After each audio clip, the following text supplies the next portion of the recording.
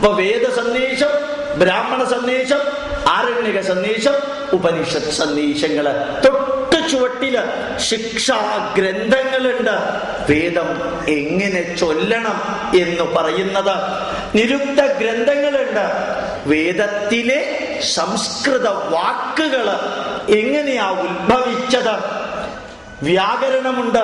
വേദ സംസ്കൃതത്തിന്റെ ഗ്രാമർ വിവരിക്കുന്നു. ഛന്ദശാസ്ത്രം, വേദവരികള് എഴുതിയതിന്റെ നിയമം എന്താണ്.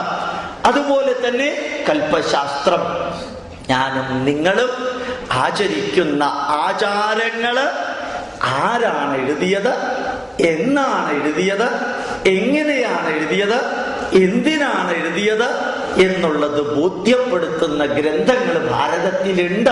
അതിൻ്റെ പേരാണ് കൽപ്പശാസ്ത്രം. ഈ പേരെങ്കിലും നിങ്ങൾ ഓർക്കണം.